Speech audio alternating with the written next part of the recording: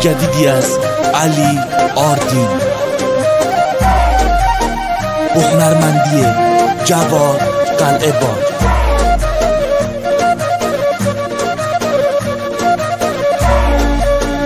تنظیم صدا پوریا گلر. گلم را میبرن چاره ندارم، گلم را میبرن چاره ندارم، اگه دستم رسد نمیگذارم، اگه دستم رسد نمیگذارم. گلم را میبرن بر سوی غربت، گلم را میبرن بر سوی غربت، گلم را بر خدایش میسپارم، گلم را بر خدایش میسپارم.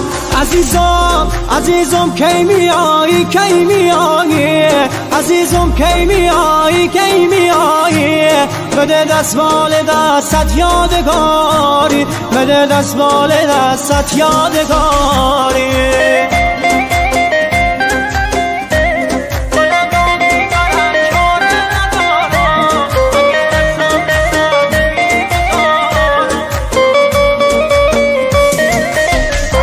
سه روز رفته ای سی روز حالا، سه روز رفته ای سی روز حالا، زمستون رفته ای نوروز حالا، زمستون رفته ای نوروز حالا. خودت گفتی سر هفته میایم، خودت گفتی سر هفته میایم، شماره کن ببین چند روز حالا، شماره کن ببین چند روز حالا.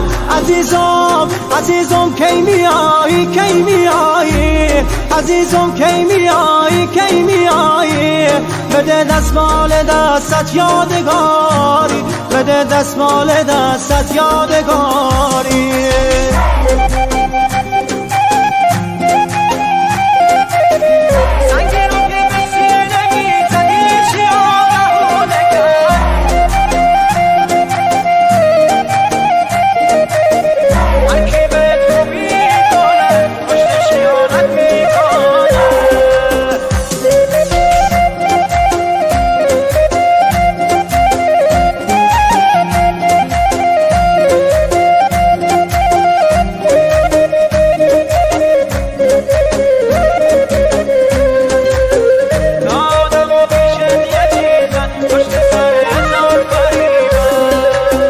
لعنت به بی کسی بدر، لعنت به این دلهای سنگی رو که به سینه میزدی چیا بهونه کرد. زندون دنیا غفلته دنبال معرفت نگرد، هر کی بهت خوبی کنه پشتش خیانت میکنه.